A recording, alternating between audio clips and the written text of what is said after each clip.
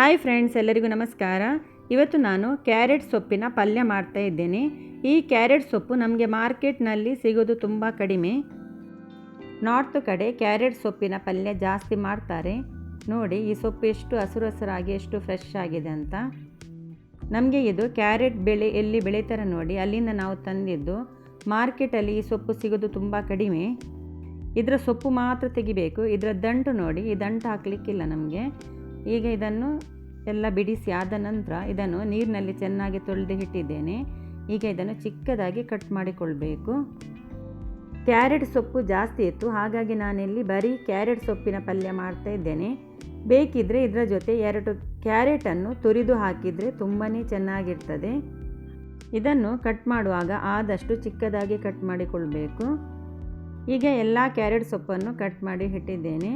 ಹಾಗೆ ಇಲ್ಲಿ ಒಂದು ಕಡಾಯಿಯನ್ನು ಬಿಸಿ ಆಗಲಿಕ್ಕೆ ಇಟ್ಟಿದ್ದೇನೆ. ಇದಕ್ಕೆ 2 ಸ್ಪೂನ್ನಷ್ಟು ಕುಕ್ಕಿಂಗ್ ಆಯಿಲ್ ಹಾಕ್ತಾ ಇದ್ದೇನೆ. ಎಣ್ಣೆ ಸ್ವಲ್ಪ ಬಿಸಿಯಾದ ನಂತರ ಇದಕ್ಕೆ ಅರ್ಧ ಚಮಚ ಸಾಸಿವೆ, 1/4 ಚಮಚ ಜೀರಿಗೆ, ಅರ್ಧ ಚಮಚ ಉದ್ದಿನಬೇಳೆ, 1 ಚಮಚದಷ್ಟು ಕಡಲೆಬೇಳೆಯನ್ನು ಹಾಕಿ ಇದನ್ನು ಸ್ವಲ್ಪ ಕೆಂಪಗೆ ಫ್ರೈ ಆಗೋ ತನಕ ಇದನ್ನು ಫ್ರೈ ಮಾಡಿಕೊಳ್ಬೇಕು. ಉದ್ದಿನಬೇಳೆ ಮತ್ತು ಕಡಲೆಬೇಳೆ ಸ್ವಲ್ಪ ಚೆನ್ನಾಗಿ ಫ್ರೈ ಆದ ನಂತರ ಇದಕ್ಕೆ ಒಂದು ಕಟ್ ಮಾಡಿದ ದೊಡ್ಡ ಈರುಳ್ಳಿಯನ್ನು ಕೂಡ ಹಾಕ್ತಾ ಇದ್ದೇನೆ. ಹಾಗೆಯೇ ಇದರ ಜೊತೆ 5 ಬೆಳ್ಳುಳ್ಳಿ ಹೆಸಲನ್ನು ಜಜ್ಜಿ ಹಾಕ್ತಾ ಇದ್ದೇನೆ. ಈಗ ಇದು ಈರುಳ್ಳಿ ಮತ್ತು ಬೆಳ್ಳುಳ್ಳಿ ಸ್ವಲ್ಪ ಫ್ರೈ ಆದ ನಂತರ ಇದಕ್ಕೆ 3 ಕೆಂಪು ಮೆಣಸನ್ನು ಕಟ್ ಮಾಡಿ ಹಾಕ್ತಾ ಇದ್ದೇನೆ. ಬೇಕಿದ್ದರೆ ಹಸಿರು ಮೆಣಸನ್ನು ಕೂಡ ಹಾಕ್ಬೋದು. ಸೊಪ್ಪು ಹಸಿರಿರುವ ಕಾರಣ ಅದು ತಿನ್ನುವಾಗ ನಮಗೆ ಮೆಣಸು ಗೊತ್ತಾಗೋದಿಲ್ಲ, ಕೆಲವರಿಗೆ ಖಾರ ಆಗಿ ಬಿಡ್ತದೆ. ಖಾರ ಇಷ್ಟಪಡುವವರು ಹಸಿರು ಮೆಣಸನ್ನು ಹಾಕಿಕೊಳ್ಳಿ. ಈಗ ಈ ಮೆಣಸೆಲ್ಲ ಸ್ವಲ್ಪ ಫ್ರೈ ಆದ ನಂತರ ಇದಕ್ಕೆ ಒಂದು ಚಿಕ್ಕ ಕಟ್ ಮಾಡಿದ ಟೊಮೆಟೊವನ್ನು ಕೂಡ ಹಾಕ್ತಾ ಇದ್ದೇನೆ. ಈಗ ಈ ಟೊಮೆಟೊ ಚೆನ್ನಾಗಿ ಸ್ವಲ್ಪ ಫ್ರೈ ಆಗಲಿ. ಈಗ ಟೊಮೆಟೊ ಸ್ವಲ್ಪ ಫ್ರೈ ಆದ ನಂತರ ಇದಕ್ಕೆ ನಾವು ಕಟ್ ಮಾಡಿಟ್ಟ ಈ ಕ್ಯಾರೆಟ್ ಸೊಪ್ಪನ್ನು ಕೂಡ ಇದರ ಜೊತೆ ಹಾಕಿಕೊಳ್ಬೇಕು.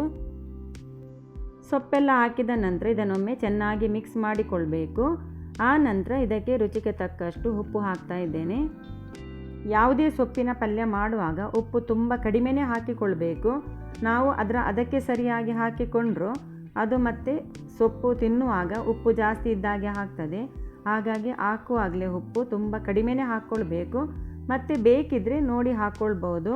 ಹೀಗೆ ಇದಕ್ಕೆ ಮುಚ್ಚಳ ಮುಚ್ಚಿ ಇದನ್ನು ಲೋ ಫ್ಲೇಮಲ್ಲಿ 10 ನಿಮಿಷದವರೆಗೆ ಬೇಯಿಸಿಕೊಳ್ಬೇಕು. ಈಗ ನೋಡಿ ಇದು ಬೇಯಲಿಕ್ಕೆ 10 ನಿಮಿಷ ಆಗಿದೆ.